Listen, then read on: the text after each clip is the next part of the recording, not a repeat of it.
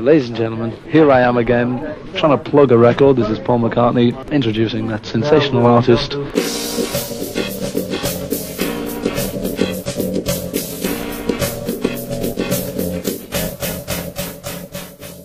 Say it again. This is 15 Minutes with Del Rivers, featuring our guest artist, who is an artist and a musician, Darren Brennessel of McFadden's Parachute and LSD Enigma.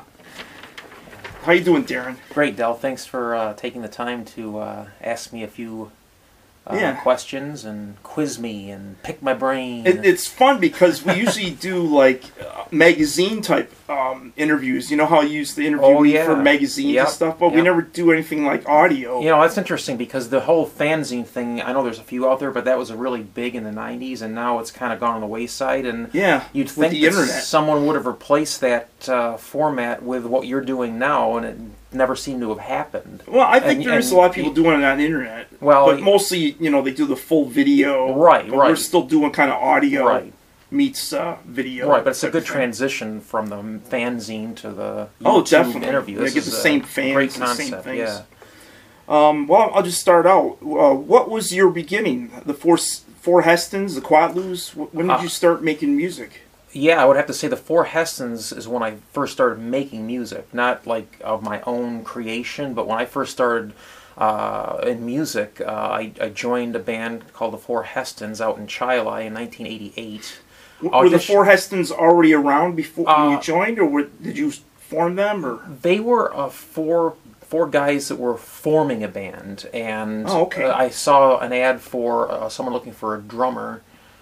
Which is what I really wanted to be. I just started learning to play drums at that time, and there was an ad on a billboard at RIT for someone doing garage band stuff. Influences being the Long Riders and REM and various groups that were doing sort of that cool retro sound of the time, and that's right up my alley, and I'm like, great, you know. So I went over, auditioned as a drummer, failed the audition. Really? Yeah, because I've only been playing for like 6 months, and then they said, you know, we don't have a singer. Would you want to be a singer? I'm like, that's the last thing. I want to hide behind the drum. You know, I don't want to be up with the front man. Plus, you like playing the drums. That was your thing. Yeah, but I'm like, well, I want to be in a band, so, you know, I like this music. So I said, yeah, I can do it. And I had kind of played around with singing a little bit. You know, I like the concept of being a singer, but it was overwhelming to think that I would, because I always had a fear of singing. Yeah. I mean, you never did it in high school or middle school? I had like mic fright. I was a phobia of singing.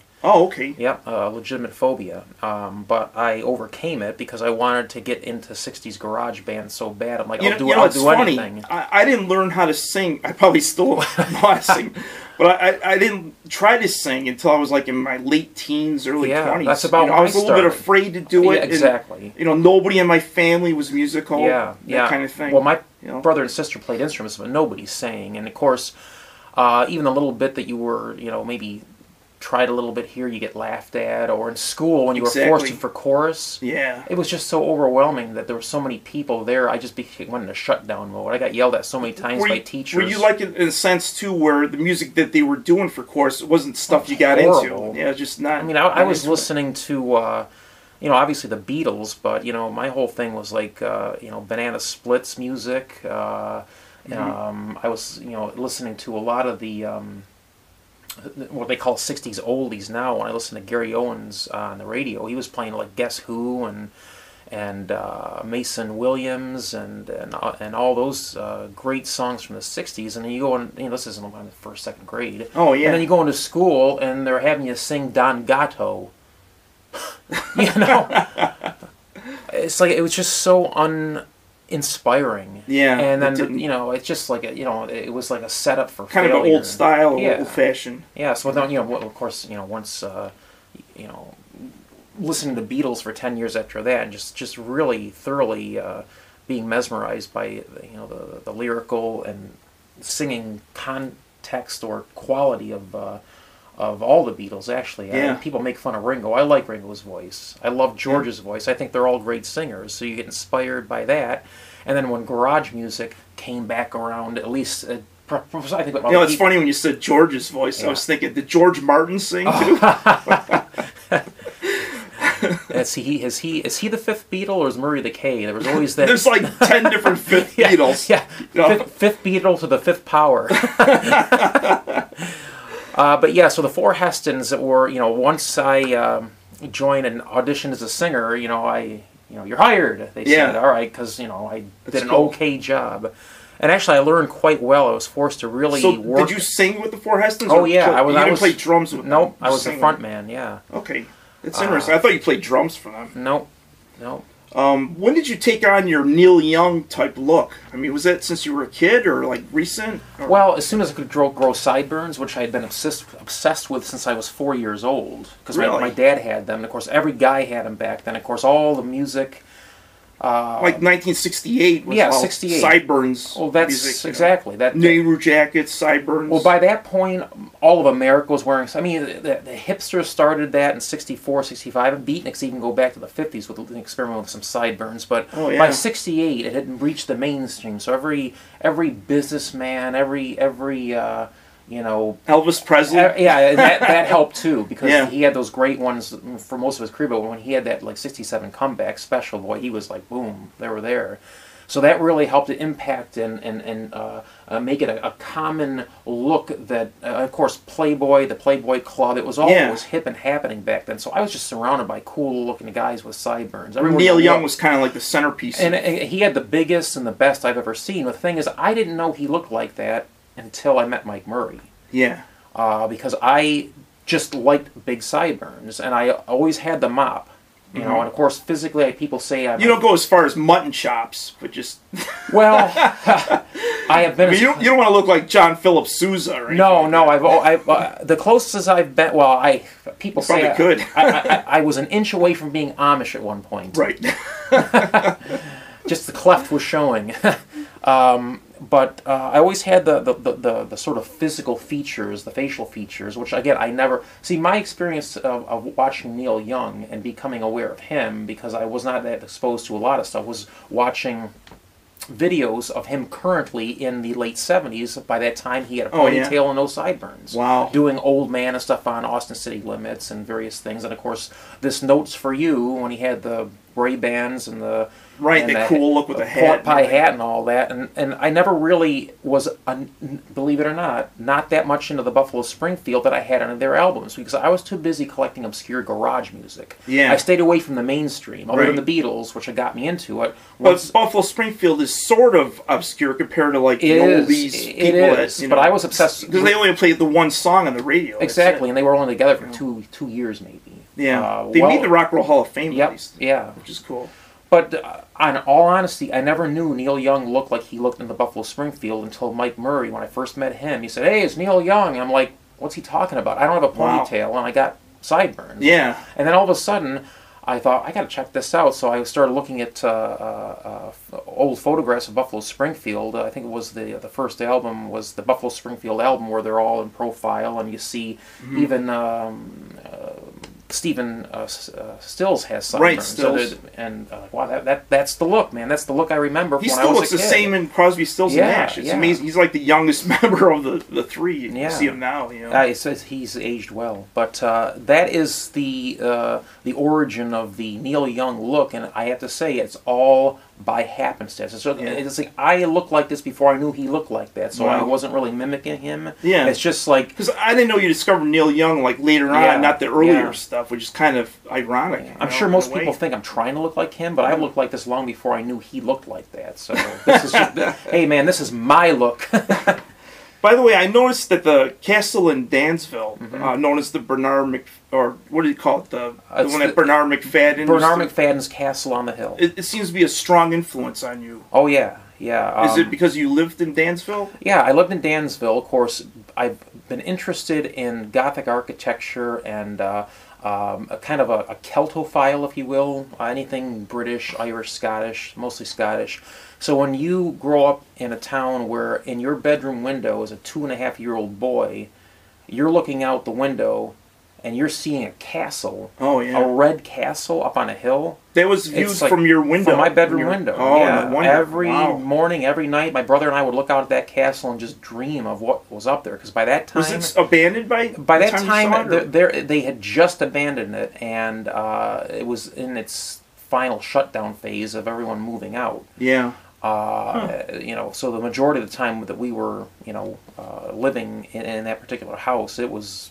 I think they were going to make a like an old folks home out of it. Yeah, that was but actually they didn't go through or something. No. So yeah, I mean, it's just a visual and a historical influence because I love the history of the building, I love the history of the characters that owned the building. The building's history, or at least the location of that particular type of building, goes back to the 1860s. And my great grandmother actually worked there. In the kitchen. Before Civil War time. Oh, wait, yeah. Well, not before Civil War, I should say. My great-grandmother worked there from 1898 to like 1908. Wow, that's interesting. In the kitchen, I believe. And turn of the century. Yeah, my dad used to go up there when he was a kid and use the Olympic-sized swimming pool for recreation. It was open to kids. It was still open. Yep. Wow. Yeah, that's great. A person that is into your style of music, I figure, you know, what is your take on like LSD or other types of drugs that were involved with the style of psychedelic music? Well, it's. I mean, do you like it? Can you do it without it? Or I mean, I've never used it before. I've been fascinated with the subject, with the substance and the topic and the effects of it, not just on the mind but of society. I mean, it basically started a cultural revolution. Yeah, like Timothy Leary. That's never been seen before. It led to the youth revolution, of which we're still suffering. I say suffering because we are suffering from the ripple effects of this cultural revolution because it took a wrong turn. Yeah. Now youth has taken over, and it's a misguided youth that are angry and don't have a sense of responsibility or a sense of you know, what's right and wrong. And people may get mad at me for saying this, but the youth revolution that happened in the 60s, which I think was stimulated by LSD, these kids had purpose, conscience, and respect for life and their elders, where now everything's pandering to children. Children. We call 24-year-olds children now. I mean, give me a break. That's My dad was married and had my brother and I as kids when he was 24. That's what amazed me. Like the economy too has made a difference as far as like, you know, what age you're older. You know, and it's just a strange thing how people are older, live longer, but their children in their 20s, you know, everything like, is in a ratio. You know, it changes upward or something. But the LSD thing, I think, has been so important to freeing up people's personalities, even if not directly used. The people that used it and expressed art, fashion, and music and ideas, there's some validity spread. Yeah, because I know that just me, my inspiration, my view of the world, how I hear music, how I see colors, how I create artwork, how I have a sort of philosophy about existence and life, all comes from what I believe is an artist of any type or a person who has used that substance and has then taken that experience and put it into a form that is then presented to other people, whether it be writing. So in a way, you don't have to take the substance someone else did, and you kind of like soaked in what they already did, because what they already created. They tried to create their experience musically and artistically and in writing and in poetry and so philosophy. It wouldn't be necessary for you to have to take it in order to recreate or do anything. That's why I know George Harrison, once he saw LSD under a microscope, he didn't like it. Yeah, you know, because the way it messes up your brain. Oh yeah, you know, and it has a downside as well as an upside. Sure. Yeah, and there's this big fear factor. I mean, I'm basically a very paranoid person. You know, I'm a very careful person. I don't want to be put in a position where I'm like not in control. I mean, that's just something I don't like. Okay. But I do love the concept of it. I think given a certain situation and a certain point in your life where there was comfort and support and you know, it was, at the time it was probably been more easy to be part of a culture that would have facilitated a positive experience. It probably would have been something that would have been doable, but the world's different now and it's just not those times. You know, it's a different set of circumstances. And again, the fact that I really felt... Well, this is something I wanted to lead into also, going back to your music. Yep. Is there any problem getting gigs as LSD Enigma, using the name LSD in the title? There really hasn't been, believe it or not. It's amazing that people don't ever question it, and in terms of like, well, you know, what does this mean? We can't have you playing here. It's just like, all right, what's the name of your band? And they just advertise it. And the funny thing is, club owners, people who come to see the show, what's the name of your band? Even though it's on the poster, even though they've booked us. Yeah. What's the name of your band?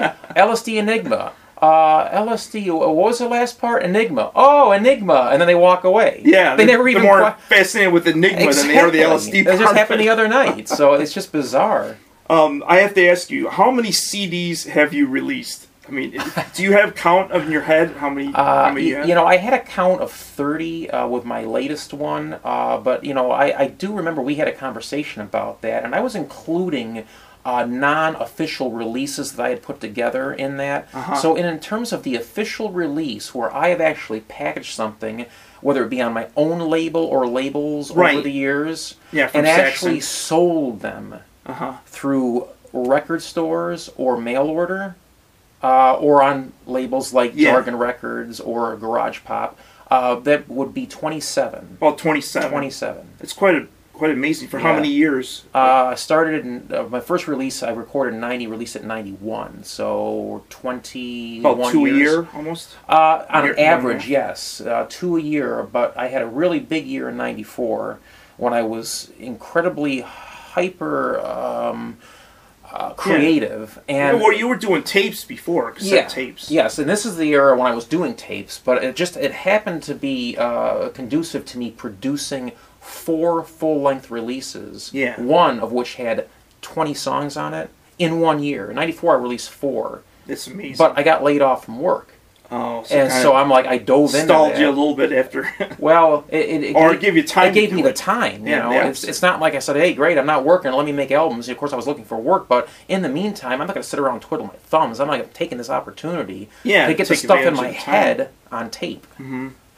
Do you have any, or do you plan any videos of your songs? I thought you had like a video or two. I put together some videos with a technique you taught me on Windows Movie Maker, where you take still photographs. Right, and just very quickly did that. But I've always had the idea. What I've wanted to do is do a video that was harkening back to what would look like an old 8mm film from the late '60s, where I would actually put on headphones, and start recording along with one of my songs and do a montage of things in real time, so that the actual length of the video would be exactly the length of the song. So then when I brought it into the computer and then I would put the soundtrack on, it would be in sync, and I wouldn't have to do a lot of editing. Almost like a movie soundtrack. Right. And I had to lay all the stuff out, because I had a whole sequence in mind where I'd have to have everything laid out in kind of almost like a storyboard form.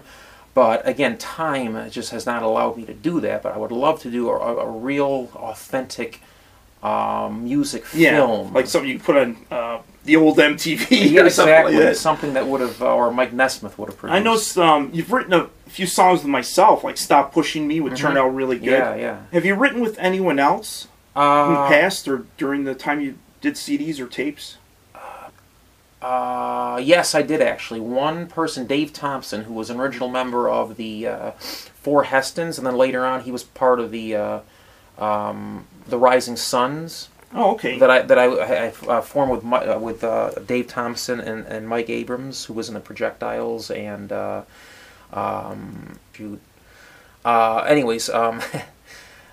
so anyways, Dave Thompson and I, when he moved out to Ohio to go to college, I had the idea that I would, because he had a 4-track. Yeah. I would record some of the tracks, and I would also then send the tape out to him to put on his 4-track and add his material back and forth, and we wrote a song called "The Death Train," which on the I love that song. Yeah, I remember that. The very rare limited release of Descent of the Peace Frogs. Is that coming out on CD? I've got it transferred to CD, but I don't know if I'm going to release it on CD. Oh, okay. Yeah, because that's one of those things from tape I'd love to see on CD eventually. Yeah. I know, in fact, talking about the cassettes, there was a tribute titled Lost in Space to the program Lost in Space. Yeah, that was my biggest project, 22 songs. Did you ever mail one out to, like, Billy Mooney or anyone like that? No, I never did that. No, I could get one to him if you want. That'd be great. I've got that transferred to CD. As a matter of fact, he's on Facebook. Oh, You could literally send them something. Oh, I will check that out because that is one of my more popular ones. I've had so many people. I had someone contact me. Oh, I think he's on MySpace, one of the two. Yeah, well, you can actually mail him something. Yeah, well, maybe you'll get me the address still because I love the show Lost in Space. I love Dr. Smith. I love all the characters. Gosh. So you know what? One of my really, favorites. I mean, Dr. Smith dancing around at a go-go club with a hippie wig on. I mean, come on. Yeah, I mean, you can't beat that. What's the best? What's the best? Those kids on that planet in the bedroom. I think his name is Edgar. In Edgar's bedroom, he's got a Beatles poster. Really? That was it's another planet. Goes to show that the Beatles are still popular 1,000 years from now or whatever. But that was in the year 2000, I think, or 1990. 1999. Or 1990, you're right. 1990, right. Wow. Let's see. Do you prefer studio work, like the old way of ping-ponging 2 tracks to vintage Radio Shack equipment, or you like doing more modern, you know, in the studio with like Dave Anderson or something like that? I prefer the 4-track. Ping-pong is a hassle. 4-track, when the 4-track is working correctly, and my 4-tracks are starting to act up a little bit. It's a little touchy, annoying, yeah. But I still, I mean, basically. But you like working with analog equipment. I like analog. It's easy to control. I like the sound. For what I do, how I record, it's really the only way to do it because that's how the sound and technique developed. I can't take that technique that developed on analog and then do it on digital. It just does not work. Right. It can't work. Studio, I've done some studio work before. I don't know if I don't think I've ever done any real recording of my material in a studio, but I have played for other bands. Yeah. So when you record something, usually record it and then give it to Dave Anderson to kind of fix it. Yeah, Dave does mastering and does the levels, and he does an incredible job of bringing it up to a real professional sound quality. I mean, just masterful work. Did you ever think of issuing like a commercial type recording, like a Christmas CD or Americana type CD? I thought of doing a Christmas song, but not necessarily a CD. Yeah. I just don't know if I can commit to doing... Like if it was on a compilation or something like that. Yeah, I would do that. I can't really see myself sitting down and creating, 10 or 12 Christmas songs or doing my interpretations. Maybe some Hanukkah songs you could do that. Well, I mean, there's plenty of material to choose from. I mean, it might be fun to do an original, maybe like a 2-sided fake 45, do an original Christmas song, and then do some my interpretation of, let's say, do you hear what I hear? And then, like, bring in the phase shifters and the wah wah and all that. Yeah, make it sound more kind of the psych version. That'd be kind of fun to do. Yeah. With the snowflakes falling in the background, kind of like the tinkles. Yeah, you get like the Phil Spector bells. Yeah, and things those like glass that. chimes. That would be interesting.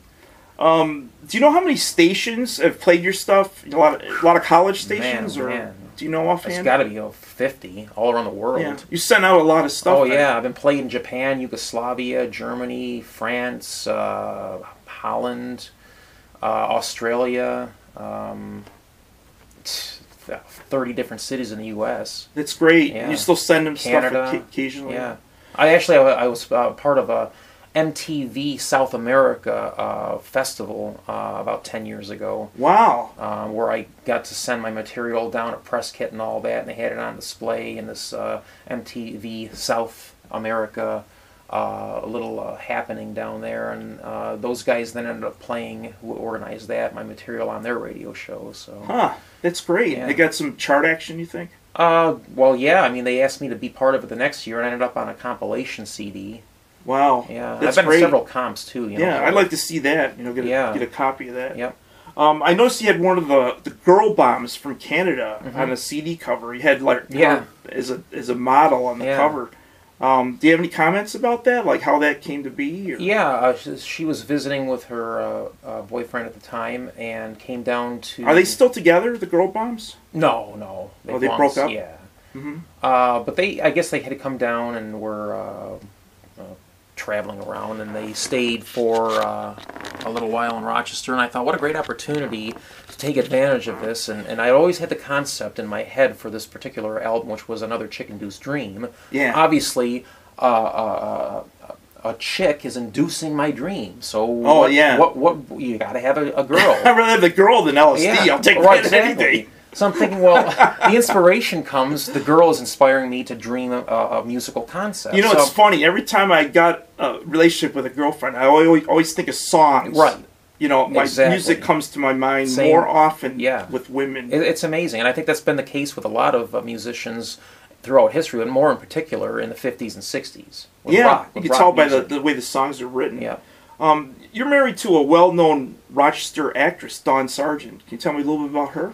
Yeah, sure. She is an incredibly cool, supportive artist herself, and we first met when my four-man live McFadden's Parachute band that I formed with Dave Anderson, Rick Kona, and Bob Parrish were playing, I don't believe it was our first show at the Bug Jar, but I think it might have been our second show.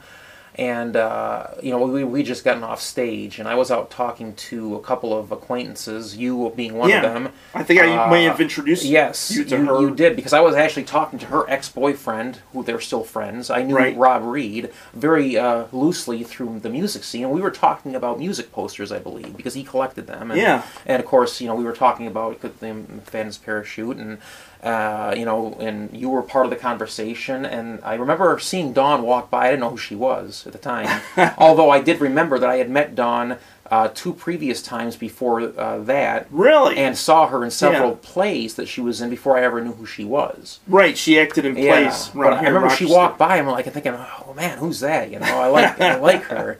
And of course, she then noticed me talking. She's got nice blonde hair. Oh yeah, if you're a musician right away, you know. But she tells me after the fact that she felt safe being inquisitive about me as well, because I was talking to her ex-boyfriend. So she said to me, she said, "How bad can he be? He can't be that scary." Yeah. But then you introduced us, and I remember, I'll never forget this.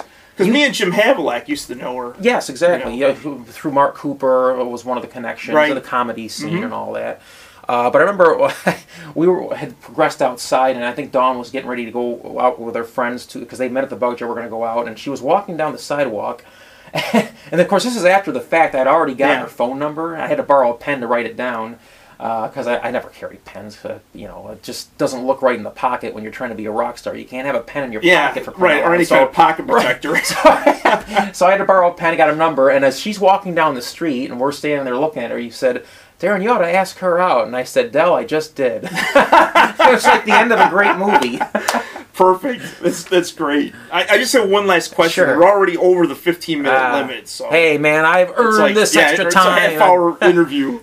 What is your favorite food or restaurant or both? You can go on that. To be honest with you, I gotta say, for crying out loud, it's gotta be the cliche, but I love a good cheeseburger. And man, there are so many great places in Rochester, but anything comes to mind that you would go to to get the ultimate cheeseburger? I'd have to say Vic and Irv's. Right, that's one of the down at the lake, you know, and a good second would be like Charlie Rydell's and Tom Wall's. I mean, you can't beat it. I mean, they've all been around since the 30s. I mean, how can you go wrong? Yeah, they're vintage, man. Jeez. It's vintage. It's not like this garbage that they sell now. You can edit that out. Also, I didn't get to talk about any instruments. I mean, you got a whole knowledge based on instrumentation. Yeah, holy cow, man! You know, I mean, do you collect guitars, drums? I was for a while, but I sold a lot of stuff to get other things, and unfortunately, I sold my Farfisa. I know who owns it, though. Maybe I'll get it back someday. But you know, I always like the Hammond sound, so I got a Hammond B3 in Michigan. I drove out to Michigan to get that thing. I had a Danelectro 12 string, but I sold that to get drum parts and all that. You know, if I could have kept everything I had over the years, I would have a museum of quality equipment like you wouldn't believe. Then again, you wouldn't have room to put it anywhere. I wouldn't have room, and I've always sold things to get things that are either different or, quote, better, you know. And, you know, I'm pretty happy with what I got now. The only thing I really miss is my Farfisa, and holy cow, I wish I could get one of those. But other things that I've done is I sell things, like, for example, I've sold equipment so I could have enough money to produce my albums. All the stuff I do, I pay for everything, so I gotta have money to make this stuff. It's like me, I save my tax money for stuff like that. Exactly, you know, and fortunately for me, I am able to sell some of my artwork, so a lot of, like, when my newest project, which is called Flashback to My Hometown, being produced by me, but mastered by Dave Anderson, of course. You still have artwork at the art place on the corner up by Blossom? Oh, yeah.